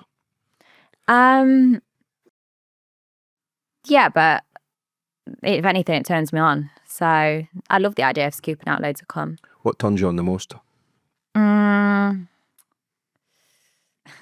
Mike's laughing here. He must know some dirty shit. Just being used by the public, not knowing who's going to be there, not knowing. He knows you're full of shit. We'll tell you the truth. Not knowing who's going to fuck me. Like, generally, when you get fucked by the public, Mike, you're actually cracking me up. When you're getting fucked by the public, like, you never know who's going to turn up. And I will turn around and like, the guys have switched and I don't even know. And with some people, that's revolting. They're like, that is the lowest of the low, not knowing who's inside of you. But I really like that. So what was the plan after the 1,000? Where does it go from there? Where can you take things? Are you going for 2,000, 5,000? Like, where does it seriously go? I mean, 2,000 sounds kind of hot, but to be honest, like I've got a few plans for this month. Wait, can I mention a few things about this month? About the fact donations? Okay. Like, I've had a fantasy for a long time of being in a bath full of cum. And I also understand, like, a lot of my events get held in London and not everyone can make it to London. So I want to put a message out there to say, send me your cum. Like, mail me your cum. Where do they mail it to? Well, I have like a PO box. That's a lot of fucking cum. I know. Does that, like... I'd probably stop droughts with the amount of cum I'm going to get. How much does it take to fill a bath? Is it? A lot of litres. I mean, it depends what size the bath is as well. How big is the bath? A normal size bath. You'd fit in. Quite cosy. So how does that work then? If you're wanting a bath full of cum? So I want people to send me their cum and I'll also sort of share my location so that people can come and donate their cum in person as well. Like have a wank down the bath? Yeah. And the bath gets filled with cum and I get to spend my day in it. So how's life been now with it all? Kind of at the top of your game with that sort of industry. Who's the bigger money makers on that? There's a few Americans that make a good few quid as well, no? Yeah, but they also bullshit a lot. So... It's just the name of the game though, isn't it? Yeah. Does a lot of people want to work with you? Are they scared to work with you? A lot of people want to work with me and then sort of when I say no, they'll talk shit because they're like, oh, if I can't get the views working with her, I'll try and get the views, you know, working against her. Some people love the idea of working with me and other people are like, fuck, you know, you've fucked the industry. You've made so many content creators no longer relevant that they don't want to work with me. Jealousy? Of course. Loads of women are jealous. I think that's how I've done so well as well, is people being so bitter and jealous. What was the thing with the photo of the boy and you were supposed to be a man? Oh, me being transgender? Yeah. Just people wanting views. I mean, the photo they used was my original photo on the beach and then they obviously edited it to make me look transgender. Well, it made me look into a guy. And I just think, like, believe what you fucking want. I don't care. I thought it was quite funny. And I was amazed at how many views it managed to get. But if people want to sit and believe that, then fine. It went viral. Do you mean that? Part of me was wanting to believe it because it would have been the ultimate fuck you. It would have been ultimate for every man who could. And just basically saying half the world is gay. Yeah. I mean, you're not gay if you fuck a trans, but... Yeah. You're not. You but, fucking are. Mike will tell you that, innit, Mikey boy?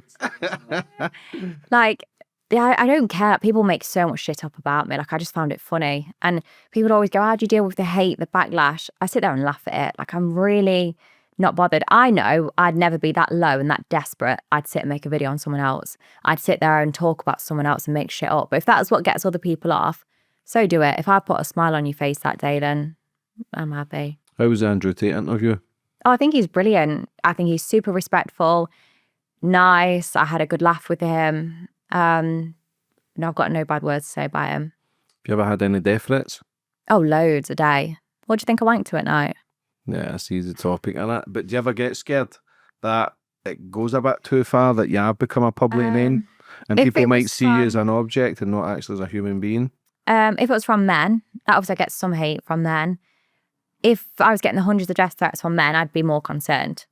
These are from women that sit at home on benefits, too fat to get off the sofa. Of course I'm not scared. Do you see yourself with a family in the future? Do you see yourself having kids? I don't know. Like, I think so, but I'm not so fixated on it before. Before, I was missing happiness in my life. So I was chasing having children. I was obsessed at the idea of having them because I felt like something was missing in my life. And I felt like I didn't have much of a purpose. I was just going through the emotions. So I was fixated on having children. Now I'm obsessed with just life in general, making, new memories and new experiences that kids aren't on the front of my mind all the time. But, if I settle down in the future and they'd like to have children, of course I'd be open to it. Taking away the sex and stuff, when are you at your happiest? A mixture. Like, I love it coming to the end of the day of a gangbang knowing it's been successful and everyone's had a good time. I also love just being on a lilo in the sea, just floating around, not being glued to my phone, not being sat staring at social media. So yeah, there's a mixture, and I generally enjoy it when I get home, like connecting with people online, spending time getting to know people, because they're the people that don't judge me. Like, I don't enjoy sitting on TikTok and Instagram reading hate comments. I enjoy going to a platform where people love speaking to me, love getting to know me. You feel appreciated? 100%, yeah. Like I say, it's a very weird industry. It's always, listen, you're always going to get haters from it. You know this. Yeah. It's just the way it is. The world's not going to... You're doing something wrong if you've not got haters. Yeah, listen, the world's, no matter what you're doing, like, there's always going to be good and bad, but you have went extreme with it. You can probably admit that, but yeah, people have never seen or heard from that. Remember, there's some women out there, it's very hard to come by now, that have only slept with one man or two men. Oh, God, send them my way. Yeah, they probably had Let their me fantasies. take that innocence. But you've then raised the bar. Like I say, where can you actually go? Can you top what you've actually done? Oh, yeah, for sure. Does it become life-threatening after a while? Because that's going... No. Yeah, as long as you understand your body, no. Like, as long as I understand my limits and what I enjoy and what I don't enjoy, I'm not putting myself in danger at all. Do you have medics there? No. I mean, you call 999 and they're there in 5 minutes. Like... Not going through a floor of cum, it's going to take them a little longer, innit? It might be a bit busy, but no, like if I ever feel like I would, then I obviously could get them, but no, like I feel safe. I don't feel like I'm doing anything dangerous. Well, I'm not doing anything dangerous. So if you're bringing customers to OnlyFans, why did they cancel you? Because they like to discriminate and isolate. Well, they isolated me. They wanted to make an example out of me, because the difference between me and other creators is I get more views, I get a lot of press, and I'm more spoken about compared to others. So they try to use me as an example to put people off trying to copy. So is that not a good thing, though, for their platform, for someone bringing business? It is, but they're also an £8 billion company. They couldn't really give a shit about the actual creators. Like, and it's always been known they're not bothered about the actual creators. Like, I must have had one conversation with OnlyFans and a handful of emails over a space of 2 years. And I was a big creator. Whereas somewhere like Fansly, I'm on the phone to them most days. I have a great communication path with them because they're for creators and they're pro sex workers. OnlyFans would have been happier if I brought out a cooking show or did a yoga retreat. They don't want my holes to be stretched. How long do you see yourself in that industry? Because, like I say, I'm friends with porn stars. Yeah. They always say they'll get out, they've got a certain target to hit, but they never really seem to get out because they've got that buzz. It's like people I had before you was in the army, but he loved the chaos, he loved the violence, he loved seeing the pain, deaths, murders. He felt more safe then than he did when he was at home. So do you feel as if you can eventually cut off and get out to live your life freely, or do you think you can? It's not about getting out. Like, I'm very busy at the moment. I work most days, but maybe in the future I'd slow down a little bit. But I'm always going to have sex. I'm always going to want to have an orgasm. So why not film it and share it with people? So there's no end date. I'd happily do a gangbang whilst I'm pregnant. I'd happily film content with a boyfriend. So I'm not going to stop. I'm always going to have sex, and I've always enjoyed sharing that experience with people. So there's no end date. I'd happily be on my deathband fucking. You wouldn't do a gangbang if you were pregnant, surely. Yeah, I would, as long as it's safe, of course. I mean, yes, I'd get a doctor then to check, like, hey, yeah, you know, the baby's head's quite far up. You're all good. I'd be like, maybe 12-inch cocks today, just 1 inch, so you can be straight in. Surely not. Surely you're just saying that for the camera. No, I'd happily do it. If I'm ever lucky enough to be pregnant and I want to do a gangbang, I'll let you go first. The 1,000 men I can accept, but the pregnancy and that, I'd think, you know, it's not fair on the baby. Well, the baby's not feeding it.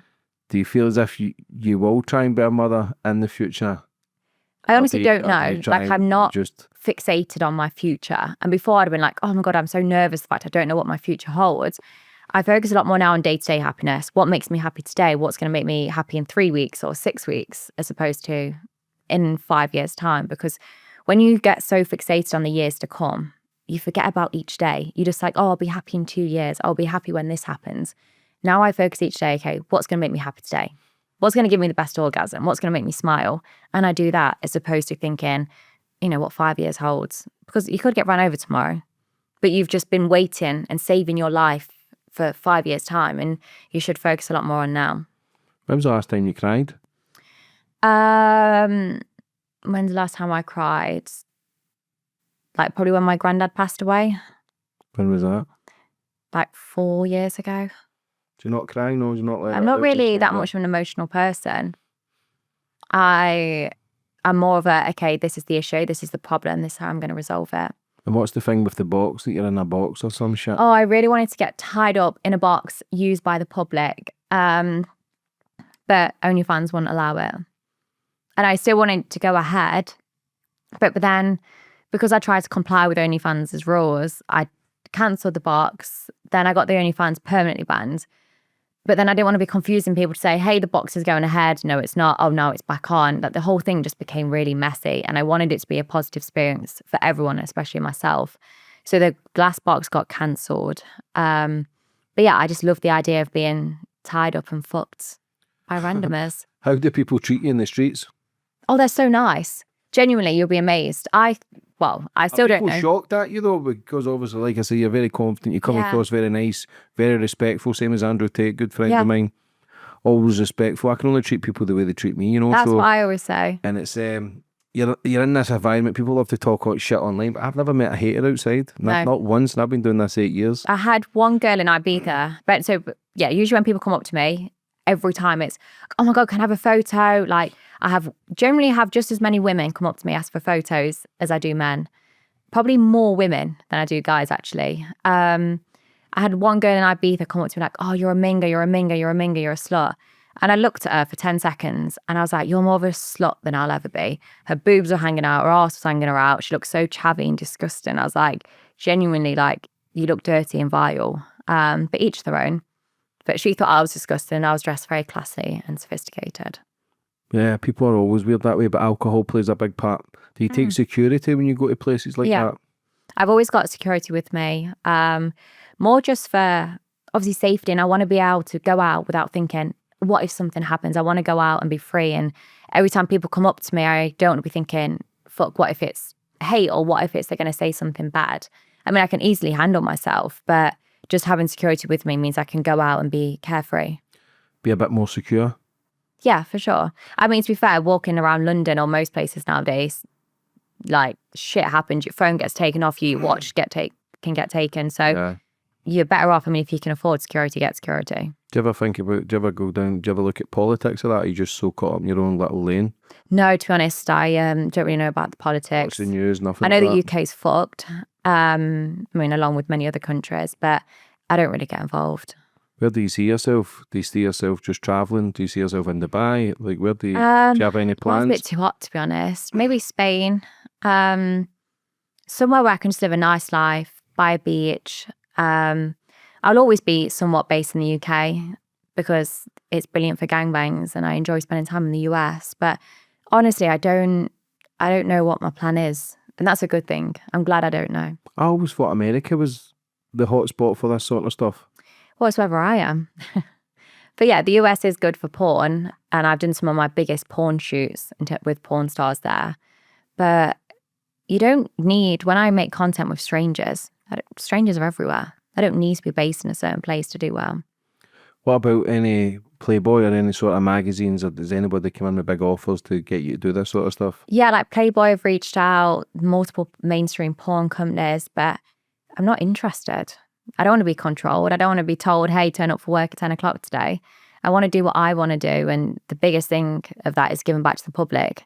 So I don't care about being on the front cover of a Playboy magazine. Do you think you've ever been in love? Where you loved your first husband? Like, do you really know what love is? I question what love is. I still don't, obviously I love my kids, but yeah, I question what the fuck it really is, you know? Like, do you ever question it? Yeah, it got to a point with my husband, so I was smitten, absolutely adored him when we first got together. And I think sort of 6 years down the line, I started, not fell out of love completely, but I realised I didn't have the look at him thinking, oh, I want to take clothes off, or like, you know, I didn't have that excitement around him anymore. And I thought that was normal. I thought, you know what, this just must happen. We've been together for many years now. But I do believe I could meet someone in the future and be happy and stay that happy, you know, honeymoon period forever. Yeah, listen, it's not possible for anybody. But I just think the way society is, I think it's more difficult to have a relationship, not just with what you do. You probably find a relationship before me. But I just think with society and social media and dating apps, it's too easy. Everything's replaceable. I don't know if it's easy. Like, it is hard. Like, it is hard. Like, I know, you know, it's if I was to meet someone, I'd be like, okay, well, how would that happen? Like, maybe I've already met the person I'd be with long term, because I don't really know how else, you know, I'd go about it. What happens if somebody came in, you loved them, you wanted to start a family? Would you give everything up for them? No, because that won't be the person for me. The person I marry is the one that accepts me for who I am. But men are protectors as well. Yeah, for sure. They can protect me, they can watch me, they can be my security for that day. They can warm me up, they can go first. Yeah, it doesn't work that way. Maybe if I got someone to fuck me like a Duracell battery for like 10 minutes before, get me ready for the gangbangs, maybe that's how my relationships will go. How's your DMs been? Do you get a lot of celebrities slipping into them? Yeah, they're such horny fuckers.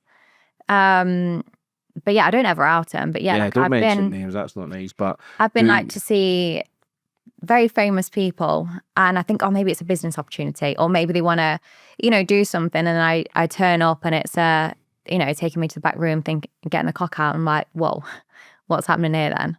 And they're amazed each time. I'm like, I'm not fucking you. Like, I'm not. I thought, you know, this was going to be a business opportunity, or we could do social media, or, you know, there's something in it for the both of us.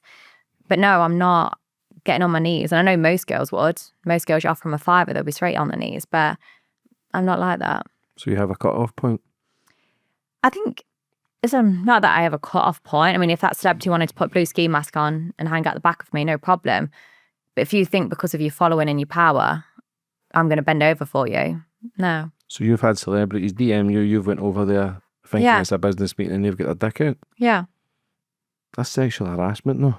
Not really, no, like... But you're not asking for it. You can't just walk into a kitchen or his toilet and just start whipping his Yeah, but I can out. happily say, and I always have done, like, hey, this isn't for me, this isn't what I thought it was going to be, and I've left. Or I've said, like, you know, put your dick away. That's Yeah, but imagine that happened to the sort of average girl, and somebody done that, it's still sexual. The average girl would have bent over and then loved it and then thought, oh my God, can you go in? But do you think then, can you separate real life to your job? Yeah. Because that's not it's different if you've been sending messages and says, yeah, threatening, a bit flirtatious. But if somebody's doing that without any consent, it's a bit fucking off, you know? Well, like, as long as they're not putting their dick in my hands, if they're getting their dick out and I say, hey, actually, no, I'm not into this, and I leave, there's nothing wrong with that. But I just think as long you just need to put yourself in environments or be able to hold yourself. Like, there's not a scenario that I can't walk in and hold myself. I don't ever get peer pressured. I don't ever get uncomfortable to the point where I think, okay, I'm just going to have to do this. Can you separate that life though from your life of work? Are you just that person 24/7? Yeah, so cut off? It used to be Bonnie and Tia completely separate. Now they've near enough merged. Like, I'm basically the same person. Like, yes, I say clickbaity shit, but I say that in my personal life as well, but I probably just say it in a more long-winded way. There's no difference anymore between who I am. Like when I first started, it was money and I was chasing freedom.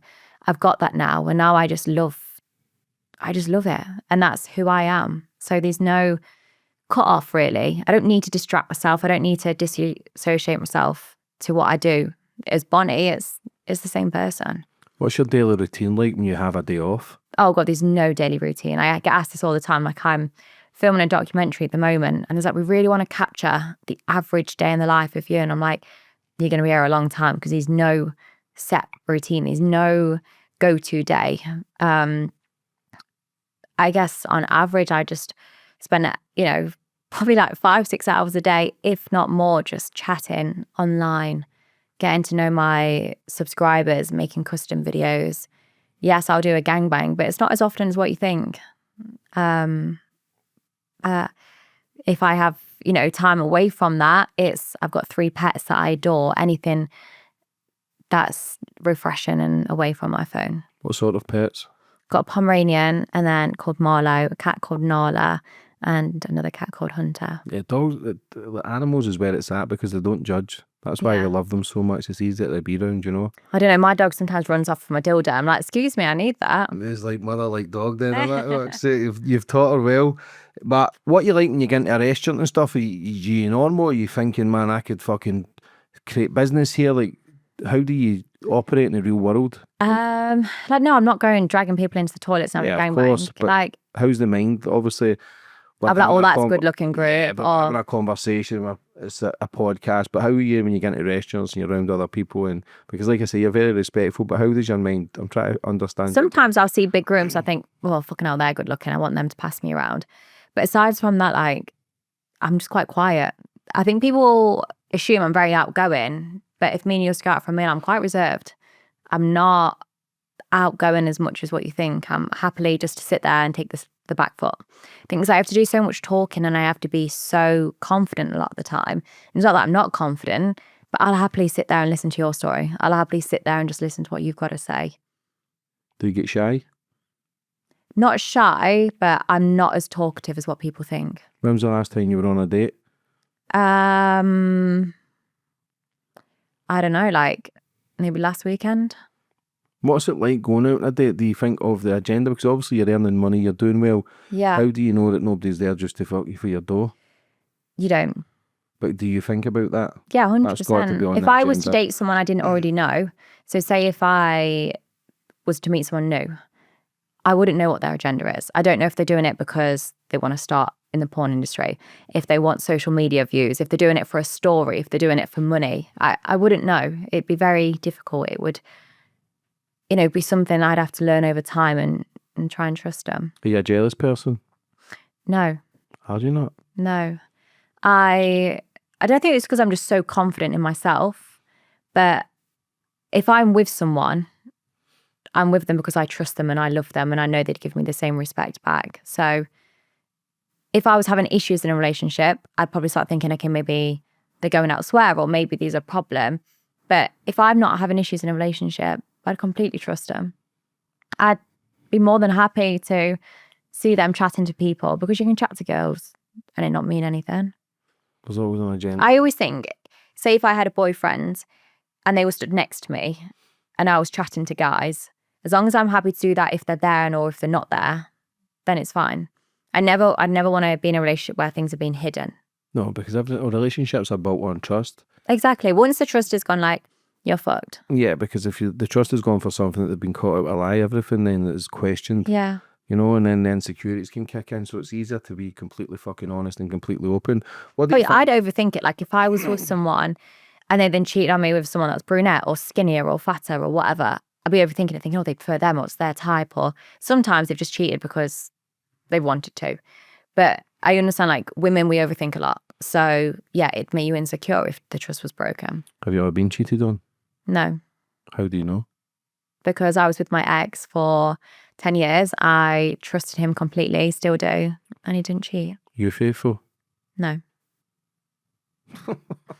That tickled you? That's funny as fuck, because I kind of thought you were going to say that. But I think as well, like I say, you're very confident and very on it, but Yeah. There's also the sweetness there and the innocence that people might not see. Like I say, you're I think, obviously, even some of the things I say today, I say it because I know it's going to get clicked. I know it's going to get business. views. Yeah. But as a whole, I'm quite wholesome. I'm down to earth. I don't have an ego. I'm, majority of the time sat at home watching, TV, want to take the pets on a nice walk. I don't chase partying lifestyle. I don't do drugs. I'm not drinking. I don't know. I think I would make a good girlfriend for someone in the future. What do you think of relationships now? Do you think they can be long lasting, especially with society? It depends. Like, you need to get with someone that you've got things in common with. There's no point getting with someone going, oh, they don't have this, and this in common, but it will work. I'm not saying you've got to have every single thing in common. That'd be incredibly boring. But you've got to get with someone, like for me, it'd have to be someone that's outdoorsy, someone that enjoys what I enjoy. And then that way, like, I think it could work and last long term. I think too many people just settle. They go for money or the job or it's convenience. They don't go for love, whereas you should just take all that aside and go for how you feel. What do you think life is? Difficult question. I don't really know, and I don't think we'll ever know. Like, for me, life's something I'm going to live once, and I want to make a good go of it and do what I want to do. I don't want to get old and go, fuck, I wish I'd have done this, or I should have experienced this. I want to get old and go, I've lived a good life. And I know people say I'm a suicide case waiting to happen, or I'm going to regret the decisions I've made. Is that what people say? Oh, all the time. They're like, oh, I can't wait to watch this. I was just going to commit suicide. People are nasty bastards. Oh, let me they? pass her the rope to save her by in it. But I know they're going to get old and go, fuck, I wish I made more memories. I wish I cared less about what people think about me. I live in a life now, I couldn't give a shit. I don't care if you like me or dislike me. You're going to add nothing. I don't care. And I walk around thinking that all the time. I don't care what people think about me, and most people do. So for me, life is just something I want to wake up and be happy. And a lot of people think happiness isn't in their control. They're completely wrong. You're in control of your own happiness, and you can't ever blame someone else. Yes, bad things could happen to you, but it's down to you on how you deal with that. Yeah, everything is in our control. Yeah. But different levels of trauma, upbringing, certain levels of 100%. can change people's path. You could be totally different in a month, a year. We could see the world totally different. That's the way you see the world. Some people's perfect life is actually having cats in their house, sitting watching fucking MTV or whatever. Yeah. Other people's the family life, and I always say this, people working a 9 to 5, and I know we talk about the system. I'm very against the system. But working a 9 to 5 and providing for your family, for me, you're a winner. We've got different levels of winners. We've got different levels. But I look at that and think, you fucking boring bitch. Yeah, no, I think they've got the keys. Because they've got a simple mind and poor education. I always wanted to be an entrepreneur. I always wanted to work for myself. Now I have businesses. Now I do well. But I work more fucking hours now than I would if I was working a 9 to 5. I'm working you're also Christmas more passionate Eve. about it. Yeah, but then it's never ending. A lot of these people that want a 9 till 5 and then get happiness from it, genuinely have got like pea-sized brains. They've got fucking nothing going on. They can't think what's above, their mind is lunchtime's at 12 o'clock, have a pack my meal deal. If not, I'll go and pick it up from Tesco. Finish and work at 5. They check the rush hour. Oh, I'm going to be stuck in traffic for 2 hours. Message the partner, what's for tea tonight? Do that same. They do that for 50 years. And then they go, fuck, that was boring life. Like, it's because they don't think outside the box until it's too late and then they're about to be put in a box. Like, change your life. Everybody's got different levels of how they see the world, and everybody's happiness is different. Like, I see people who don't really have much, but they work hard and they're happier than me. I see it. They're happier than me because I'm constantly thinking of the next big thing. How do I do this? That's dangerous, though, because you need to appreciate, you need to live in the time. Like, I can't. Like I said, when people think, you're thinking about long-term happiness, you're thinking about 5 years, 3 years. Think about tomorrow. Yeah, I do. I read the book The Power of Now, changed my life. It's all about the present moment. It's like you could literally get run over tomorrow. Of course. I know you've done it today. Think about, me doing this is going to help this, that in the future. Like, think about today. Like, obviously you've got to somewhat plan for the future, but don't get fixated on it. Like, people think I'm stupid, whatever, I don't care. One thing I fully do now is I take happiness so serious. You could have so much money. You could have the most well-respected job. It doesn't fucking matter.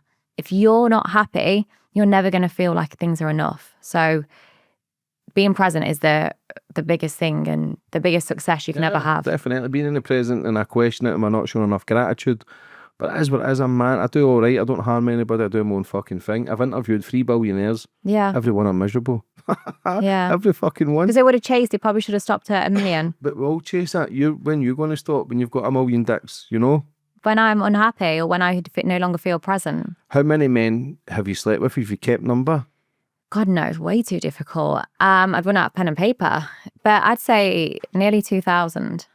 Still rookie numbers. Yeah. Fucking amateur. I'll be on 10,000 before I die. Give me your future plans. Give me your plans for the future. Where does Bonnie see herself? Where does she see herself being? How big money? Is there a cut-off point? Like, what do you see yourself with the house, the picket fence, the dogs, the cats? I don't know. Like, I obviously want my pets to stay healthy, but I don't know. Short term, lying in a bathtub full of cum.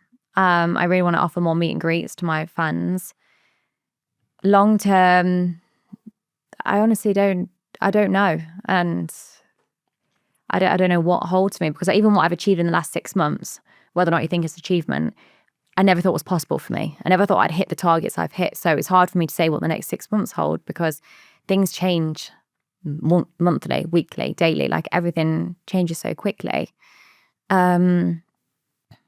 I don't know. I just know short term, bathtub of cum.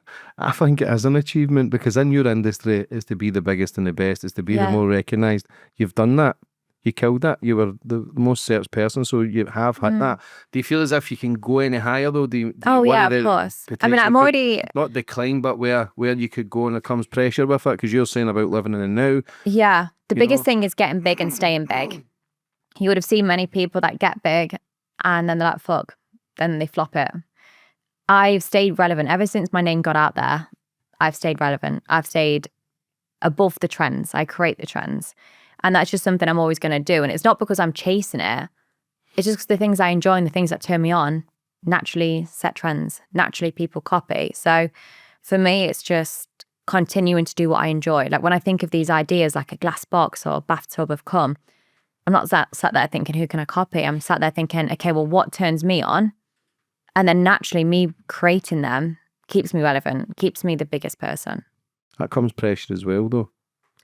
Definitely pressure. I mean, being at the top lost me my OnlyFans. But there's a lot of pressure, but also no pressure. How was that feeling, losing that income? Frustrating, for sure. Pissed off. And more so because I was made out to be the bad one. I was made out to say I'd broken rules. And that wasn't the case. I'd been given warnings for something I didn't do. And I gave them evidence of that, but they still gave it me as a warning. So, yeah, frustrated and pissed off that an £8 billion company could be so stupid. So they gave you warnings, though? A warning for a dogging tour that I didn't do, another creator claimed to do. What's that? A dogging tour is where, like, you travel around and you get fucked in a car park, basically. Oh, dogging? Dogging tour. Yeah, so... That's fuck all, no? That's nothing, but that's against OnlyFans T's and C's. What do you mean? So they've got rules and regulations? Oh, yeah, for sure. I thought it was a free-for-all. I thought no, like, we couldn't have uploaded the video of me fisting you. Like, that's not allowed on there. Just keep that back then. We can sell that one day. But yeah, so this other girl posted on all of her socials and promoted that she was going on a dogging tour, and I received the formal warning for it. And I contacted OnlyFans to say, hey, you've got me mixed up, which is also concerning, because why have a company that deals with such sensitivity, content, is mixing such big things up? But they still gave me the warning. And that's when I knew I was being discriminated against, where they just didn't want me on the platform anymore. No matter what I did, no matter how many rules I actually stuck by, I was always going to get banned. I just wish I had stuck to what I believed and what I wanted to do and switch a lot sooner. But the platform has gave you your freedom as well. And it looks as if you were set up, they were going to get you out no matter what. Yeah. So fuck them then. But like you say, it's gave you your freedom anyway. It's gave you where it's going to take you. But for anybody, this is questions that people always get asked, but if you had kids, would they want them to do what you do? Or would you want to try and give them a different opportunity? Would you want them to give that family life and kids? Yeah. Like, how would you see? It's hard to say. Like, I can hardly speak for myself to what's going to bring me happiness in 5 years, let alone if I was to have children and what they'd want to do. If they wanted to do this, I'd explain, hey, look, you're going to get hate, you're going to get backlash, you're going to get death threats, you're going to have people calling you out and saying you're disgusting, ugly, whatever. And if they understood that and still wanted to do it, of course I'd support them. I'd be pushing the bed together and letting them fuck 1,000 girls or guys. Like, I genuinely just be a supportive mum, as long as they're happy, and that goes for, and it should go for any parents. But no, I'm not going to be controlling. I mean, I'll have enough money if they just want to invest, or if they just want to travel the world, or if they want to do charity work, or whatever the fuck they want to do. Have you got anybody you can go to for advice? People who's maybe been in the industry a bit longer? Is there anybody you speak to about how long you should be in it, kind of last, or are you just free for all, doing it all yourself? Not really. Like these people, some people in porn stars that no, just get in it and get out. Some people say, oh, it's ruined my life and everything. I think, okay, well, give back your implants, give back the money you've got from these guys. So no, I don't speak to anyone because no one can tell me what to do. It's my body. How can they say how I feel? Most people said I was going to be, mentally fucked after the 1,000. I wasn't. So I can't get advice from anyone because no one's lived the same life as me. And even if they had, just because someone's gone through the same path as you, doesn't mean you're going to have the same outcome. Like another girl tried to do 600, she was left bleeding. She could have looked at me and gone, oh, well, I'm going to be fine after 1,000 because Bonnie did it. So I don't get advice from anyone aside from myself. How would you feel? Because that's what happens now, because you've set the record. Yeah. Other people might try it. What if somebody passed away or died doing it with injuries? You would get the blame. Yeah, it's their fault. Yeah. But you Not would my still get the fault. blame. People just look Did I at push the fingers. dicks into their pussy? No. I'd happily take their dick out and put it in me. So people just, and it goes back to learn your body, learn what you can handle, learn what's suitable for you. What's suitable for one person isn't suitable for the next person. So tough shit. How are you with your interviews and that? Because I've seen them, people try and be, like I say, this is a free platform for Yeah. people just to tell their story. But people, it's like they're trying to get clicks. It's like, we don't fucking agree with you. You're a little slag, this and that. But how do you handle that? I mean, I've never stuttered, never tripped, never fucked up But on an do you see interview. that, though, when people Oh, start 100%. Most people, they do it for views, they do it for clicks. I mean, I did an interview on This Morning by ITV, and the woman embarrassed herself on live TV. She then went and spoke about, the question was, am I a predator for sleeping with 18-year-olds? She went on to speak about 1 in 10 women are murdered from guys. And I'm sorry that happens, but the question, sorry but dumb bitch, was, am I a predator for sleeping with 18-year-olds? And people just use any platform they've got to talk about other issues, which is fine, but you can't even debate me. And she was like, your content's vile. I asked her, have you watched my content? No. Okay, so you're sat debating something you know nothing about. That's really embarrassing. Where could you go where you think would get controversy? I mean, I think the bathtub of fun's going to piss people off. Did you not do the father and son? Oh, yeah, that's hot, isn't it? No, Yeah. not for me, no. But is that, how do you get that? Is that real fathers and sons? Is it Oh, yeah, they just turn up. all legit? Like, when it's random people, I can't control the public. People are so unreliable. I'd fucked the son a few days before, and in the queue the following day, well, 2 days later, I saw there was an older guy with the same guy I'd fucked. I'm thinking, oh God, the dad's come to tell me off to say, delete the video. Actually, we found out what my son's done. I don't like it. So when it was their turn, I was thinking, oh gosh, what are they going to say? And he was like, look, my son slept with you. I want to take part. I'm basically jealous. So I fucked the father and son together. Were they with a legit father and son? Legit father and son. Yeah, that's fucking crazy. That I loved it. Like that. I want to do 3 generations. I want to do a son, father, and granddad. How old would you go? Oh, as long as they can still consent and sign the paperwork. As old as they can. And what's the youngest, 18? 18. Is that for to be videoed? Because obviously UK is 16. Yeah, well, 18, that's my rules, and also for content. So 18. But you would go older. Would you do like an old folks home kind of? Yeah, I mean, his men wife's in their probably 70s dead. and 80s? Yeah. Would I mean, you? we put his wife's ashes on the side whilst I fuck him. Could you do something like that? I mean, I don't think the care home would let me. But I'd happily, get him out on day release. Bring No, him but to could me. you do old men? Could you get a Yeah. I'd feel sorry for him. Like I said, the wife's probably dead. They have not touched a woman's body in however long, and they miss that connection. So I'd love to. Do you think you could get turned on though if it was an old? I'd be turned on the fact that I'm turning them on. So a lot of things pleasure me that I know turns other people on. Like I've been pissed on. And prior to that, I used to think, oh, I don't want to be pissed on. But when I knew it turned that guy on, I was then begging to be pissed on. So if I could see that I was really turning this older guy on by him fucking me, naturally I'd get turned on. And what's the reaction like for when people comment and stuff? Is it all negative? Not all of it, but yes, obviously a lot of it. I clearly have a lot of lovers to be able to get where I am. But yeah, there's millions of hate comments. But like I say, it's always from poorly educated women and it's entertaining to read. So please continue. How are you feeling today? Yeah, good. I'm going away tomorrow.